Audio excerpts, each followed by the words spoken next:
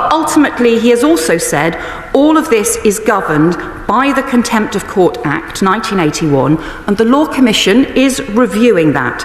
But it is not for the government to ignore the law or the advice that we are given when justice for families is at stake. And let me point out to him that the previous Conservative government did not publish information before the trial about the prevent referral for the perpetrator who killed Sir David Amess. None of us criticised them for that because none of us wanted to put at risk justice for Sir David's family, nor did they publish information before the trial on the prevent referral of the asylum seeker who killed Tom Roberts.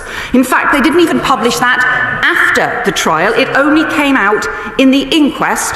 And the minister, who even after the trial refused to answer my questions on whether they knew that he was wanted for murdering 2 people in Serbia when he was allowed to enter the country, was the current Shadow Justice Secretary. Now, we have been keen to publish the information on prevent referrals from the start, but throughout, the advice to us has been clear.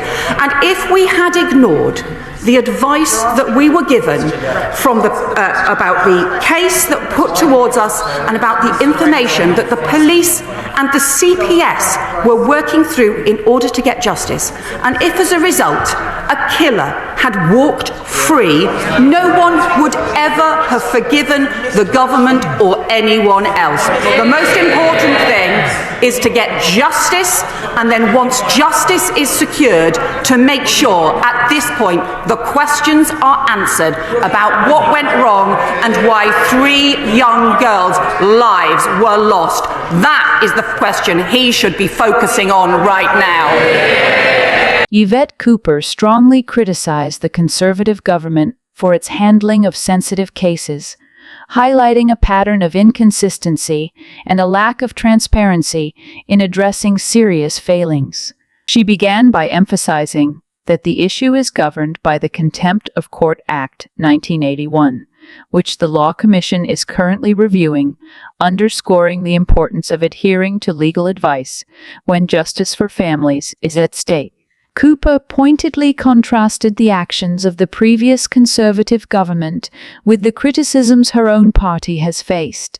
She reminded the Conservatives that they themselves did not disclose information before the trial about the prevent referral for the perpetrator who killed Sir David Amess, nor for the asylum seeker responsible for Tom Roberts' death. Notably, the Conservatives withheld details even after the trial, with key revelations only coming to light during inquests. At the same time, current British Prime Minister Keir Starmer also made a very important announcement. Throughout this case, to this point, we have only been focused on justice.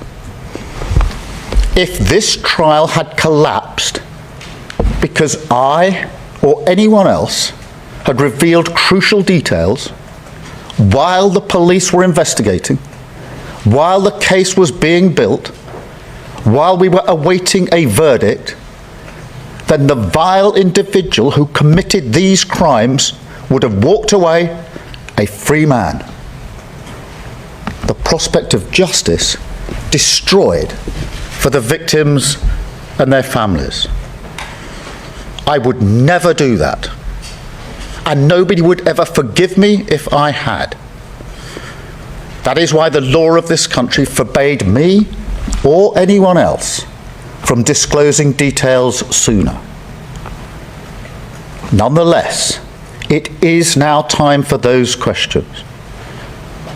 And the first of those is whether this was a terrorist attack. The blunt truth here is that this case is a sign. Britain now faces a new threat. Terrorism has changed. In the past, the predominant threat was highly organised groups with clear political intent, groups like Al-Qaeda. That threat, of course, remains. But now, alongside that, we also see acts of extreme violence perpetrated by loners, misfits, young men in their bedroom, accessing all manner of material online, desperate for notoriety, sometimes inspired by traditional terrorist groups, but fixated on that extreme violence. Cooper further accused the government of failing to answer critical questions, citing the case of a suspect wanted for murders in Serbia who was allowed to enter the UK, a failure that she connected to the current Shadow Justice Secretary. This lapse, according to Cooper, epitomizes the government's inability to ensure accountability and transparency. She defended her own party's actions, stating that they were keen to publish information on prevent referrals, but were bound by clear legal advice from the police and the Crown Prosecution Service, PF. Cooper argued that ignoring this advice could have jeopardized justice, potentially allowing a killer to walk free. She positioned this as a stark contrast to the Conservatives' record, portraying her party as prioritizing both justice and accountability over political expediency. Finally, Cooper sharply refocused the debate, urging attention to the deeper systemic failures that led to the tragic deaths of 3 young girls. By framing these questions as the ones the opposition should be addressing, she accused the Conservatives of deflecting responsibility and failing to prioritize what truly matters: justice for victims and their families. This pointed critique painted the Conservatives as both hypocritical and neglectful, amplifying Cooper's broader argument that their approach to governance lacks both competence and compassion. Tice. Thank you, Madam Deputy Speaker. I think the vast majority of the British people agree with the government's own independent reviewer of terrorism legislation, who said repeatedly that in these serious incidents, these horrific crimes, more information needs to be put out sooner to avoid an information vacuum. But that's in conflict, of course, with the need to prevent prejudicing a fair trial. And therefore, does the Home Secretary agree with me that it's incumbent upon us in this House to find a way to overcome and reduce that conflict so we get more information sooner? Home Secretary. Well, the honourable member raises the issue about, particularly in a world of social media where there can be all sorts of information online and therefore there can be different kinds of information available, and yet, as he rightly says, we have to make sure that justice is done. We have to make sure that a jury is not prejudiced by information so that a killer can walk free, but we also have to make sure that people can get answers, people can get the crucial information that they need. The Law Commission is reviewing the Contempt of Court Act. That dates back to 1981, but I know he would recognise the importance of us following the law in the meantime and recognising the way we need to make sure that justice is done. And now that we have a verdict, making sure that the families can get proper answers, can find out what went wrong in this case, get the answers that they so badly need and deserve. Richard Tice raises a critical and increasingly relevant issue concerning the balance between timely public disclosure of information and the preservation of fair trial procedures, particularly in the context of horrific crimes and acts of terrorism. His remarks highlight the frustrations felt by many members of the public and political figures alike as they grapple with the perception of an information vacuum. In an era dominated by social media, where rumors and misinformation can spread rapidly, such a vacuum can create confusion, fuel speculation, and undermine public confidence in the justice system. Tice points to the government's own independent reviewer of terrorism legislation, who has repeatedly called for more transparency, particularly during high-profile incidents, to ensure that the public is not left in the dark. However, he is also mindful of the legal risks associated with releasing sensitive information prematurely, as it could jeopardize a fair trial and potentially lead to justice being denied. In response, Yvette Cooper carefully navigates the complexities of this issue, acknowledging the concerns raised by Tice while underscoring the importance of adhering to legal principles and established judicial safeguards. She begins by recognizing the challenges posed by the digital age, where information, both accurate and false, is readily available online, often influencing public perception and, potentially, the impartiality of jury members. Cooper rightly emphasizes the paramount importance of ensuring that justice is served, noting that any actions or disclosures that might prejudice a trial could result in a miscarriage of justice, such as allowing a guilty party to evade accountability.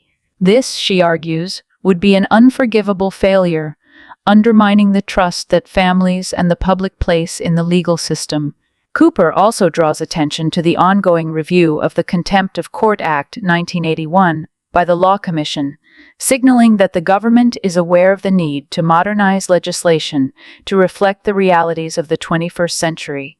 The Act, which was created in a pre-digital era, is increasingly seen as outdated in addressing the challenges posed by the Internet and social media. While this review represents a positive step forward, Cooper reminds Tice and others that until legislative changes are enacted, the government has a duty to follow existing laws and legal advice to prevent compromising the integrity of judicial proceedings. Furthermore, Cooper balances her commitment to the principles of justice with a recognition of the emotional and practical needs of victims' families. She stresses that once a trial has concluded and a verdict has been reached, it is essential for families to receive the answers they desperately need and deserve. This reflects her awareness of the human cost of these incidents and the necessity of providing closure and accountability. However, she also makes it clear that this process must not come at the expense of jeopardizing justice itself, reiterating that the immediate priority must always be to ensure that the legal process runs its course without interference. Cooper's response highlights the delicate balance that policymakers must strike between transparency, accountability, and the protection of judicial integrity. Her argument underscores that while it is crucial to address the public's demand for timely information, this must be done within a framework that safeguards the principles of fairness and due process. The broader implication of her remarks is a call for careful deliberation and reform, ensuring that the legal system can adapt to contemporary challenges without compromising its core values. Ultimately, both Tice and Cooper underscore the urgency of addressing these issues, not only to restore public confidence, but also to uphold the fundamental principles of justice and fairness for victims, families, and society as a whole. Thanks for watching. We'd love to hear your thoughts on the content. Share your feedback in the comments below. Don't forget to like and subscribe to stay updated with our latest videos. Also, join our free Telegram group link in the description for uncensored discussions on important issues.